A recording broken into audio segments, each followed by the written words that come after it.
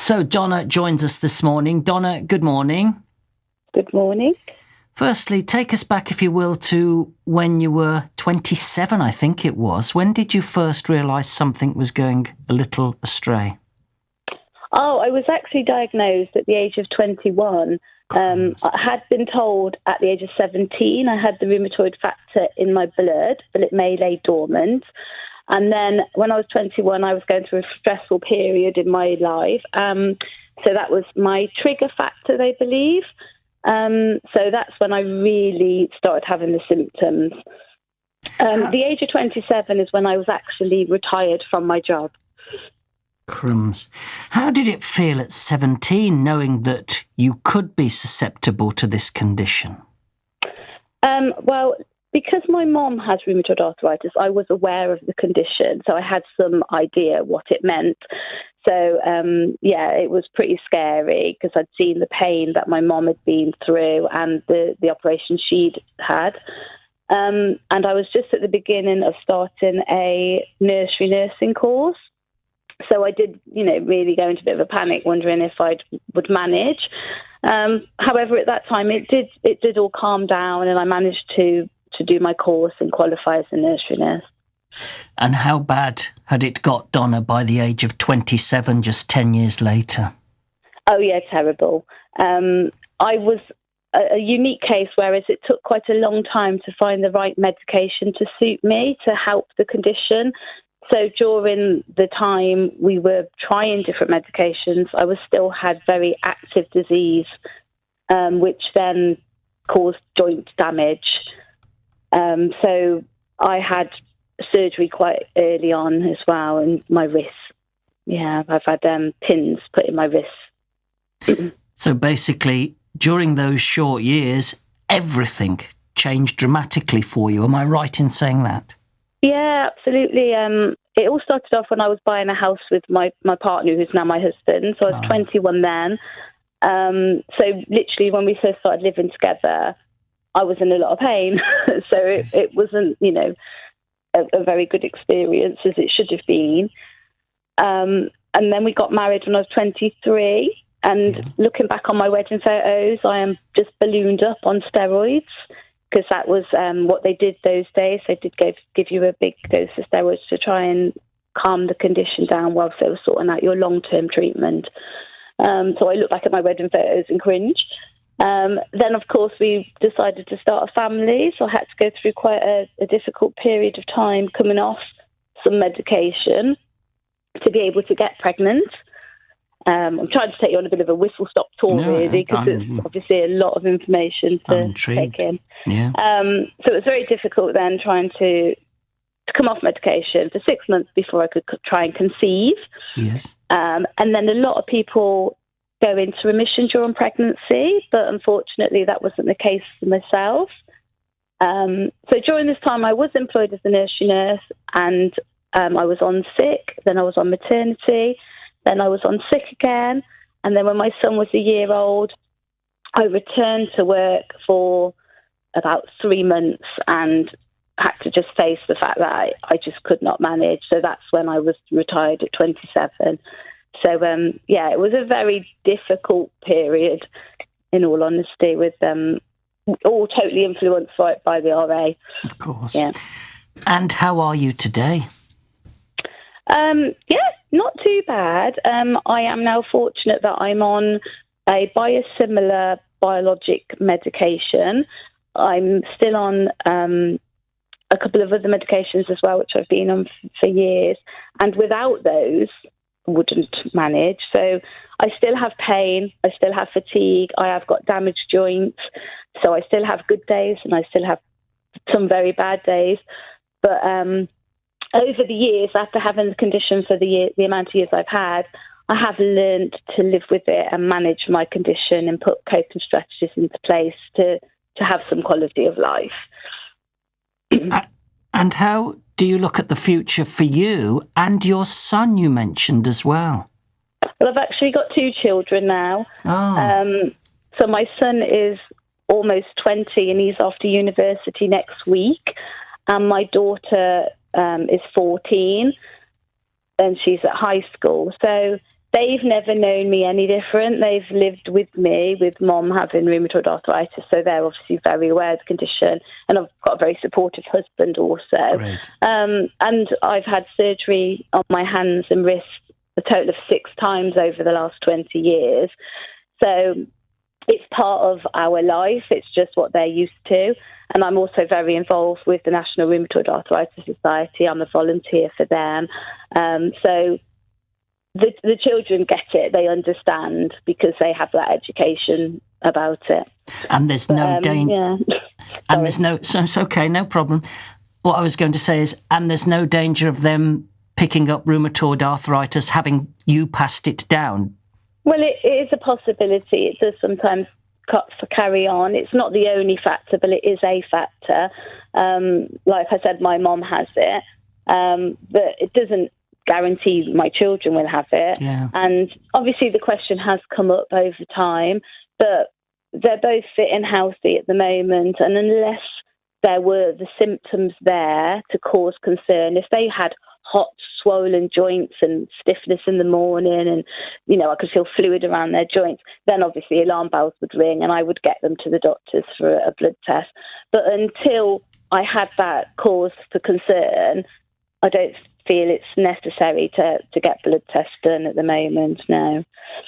The campaign is We Are a Priority. What do you think about this?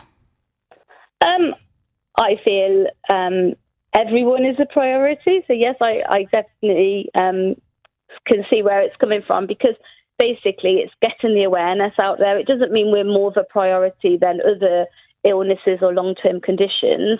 I don't think they're trying to say that, but they are just trying to make you realise we're as important. Yes. And it is as much of a priority as other conditions. Because over the years, I've had a lot of people with the misconceptions of what rheumatoid arthritis is. The comment would be, "Oh, you're too young for that. You look too young." Bearing in mind, I was 21. Yes. I'm 45 now, so I don't get it as often, but I still get that occasionally. Because people don't understand. They feel that arthritis is an old people's condition, but obviously they're confused with osteoarthritis, whereas this is rheumatoid arthritis. So the campaign to raise awareness, I'm definitely on board with anything to raise awareness, yes. Well, it's great listening to your story today on BBC Hereford and Worcester. Donna, thank you so much for telling it. And good luck for the future. Bless you, thank you. Oh, that was fantastic, Donna. Thank you so much. I hope I didn't waffle too much. No, how did it sound to you, Claire? It sounded brilliant. I tell you what, Yeah. She is such a star. Donna Yes, is one of our star volunteers. She's just amazing. Thank you, Donna. You captured every single bit that we needed to get across. So well done. Oh, well good. Done. Oh, thank God. Thank Lord. You have a choice of either. No, 10 out of 10. Wonderful. So you can get off now, Donna, or you can stay and listen to what Claire has to say as the second part, if you wish. Stay on the line. If that's okay. Yeah, of course it is. Of course. I thought you'd be bored with me by now, Donna. No, not at all, Claire. No, she wants to see what you're going to say. Right. Okay, Claire, are you ready? It's the same drill. Yep. Fire away. Yeah, I won't do the introduction. I would just say, so Claire Jacklin is the Chief Executive of the Rheumatoid Arthritis Society. Claire, good morning. Good morning. Thank you very much, Malcolm, for having me on. Oh, not at all. It's a pleasure. What do you think of Donna's story? How common are stories like hers? I wish I could say that it was uncommon, but unfortunately it isn't. Rheumatoid arthritis, I always say, it's an equal opportunities disease. It doesn't matter how old you are, what sex you are, what ethnicity you are. It can strike at anyone at any age. And as Donna's story just showed us, at 21, when you have your whole life ahead of you, and to have her dreams of being a nursery nurse devastated and taken away from her at such a young age, it is quite devastating, and it really exemplifies that this is a condition, as I said, that can really it needs to be taken seriously, and that's why the campaign of, we are a priority. It's trying to get it taken seriously, as serious as any other long-term condition, and not dismissed as just a few achy joints. And I think that came across very clearly in Donna's story, that, too many people said, "Oh, you're too young," as if it's dismissing it. Yes. And it is it's a systemic, it's a condition, it's an autoimmune condition. So basically what RA does is it causes inflammation in the synovial membrane in between the joints. So it's not the joint themselves, it's the membrane in between that gets hot and swollen, and that's what causes the damage to the actual joint.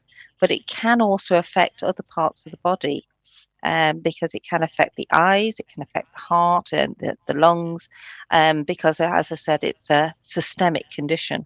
So very serious, which is why we're trying to make it as equal priority as other long-term conditions. And how damaging, Claire, can these misconceptions be? Well, again, especially when it strikes in the prime of life, it can have quite a devastating effect on working life, on family life. It can infiltrate in every aspect. Donna is incredibly lucky to have an amazing family support network around her. Mark and the children are know what her good days and her bad days, and that's really important.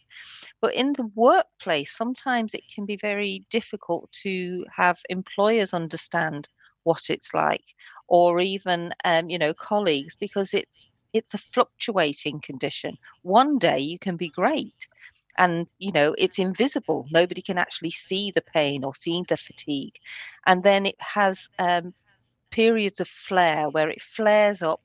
It can be triggered for all sorts of different reasons. Donna mentioned stress. Going through a stressful time in your life can be a trigger to developing the disease, but it can also trigger those flares as well.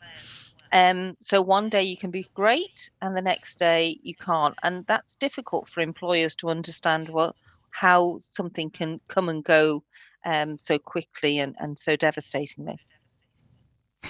It's often invisible, as you say, and it's often seen as an older person's condition. So that's why this campaign is so important, giving a voice to hundreds of thousands of people like Donna, of all ages. Am I right? Absolutely. And I mean, the number of people we get calls from on our helpline who have had, really awful things said to them, when they've got a blue badge, they're parking in the disabled bay, and still somebody's had a go at them because you don't look disabled, and you're too young to be parking here. And they're saying, well, I have a disabled badge, but they still get discriminated against. And it's really difficult for people because it is, as I said, an invisible disease. The pain, the fatigue can be overwhelming for many people as well, and you just can't see that. And people say, "Oh, you'll be all right once you've had a bit of a sleep or a bit, a good night's sleep." That's often very difficult to get, and even after a good night's sleep, you can still feel this drained feeling. Often people have said it's like walking through treacle. Or wearing one of those old-fashioned diving suits. Everything is weighed down. And so it is difficult. And so that's why we want to really raise the profile through the NRAS RA Awareness Week, all this week. NRAS is the only patient organisation in the UK that focuses specifically on rheumatoid arthritis. And so working with this new campaign, we are a priority, hashtag we are a priority. Little play on words then is as Yes. I said, to just make it higher up the agenda, on the health agenda. It's great speaking to you, Claire. Thank you very much, and good luck with the campaign. As I said, if anybody would like further information, nras.org.uk, and our helpline is 0800 298 7650. So 0800 298 7650. Thank you, Malcolm, for having me on. Beautiful. Well done, Claire. Excellent. Well done, Donna. Thank you. I think that's a great job done. And as I say, that will go at the top of both of our hours today. So.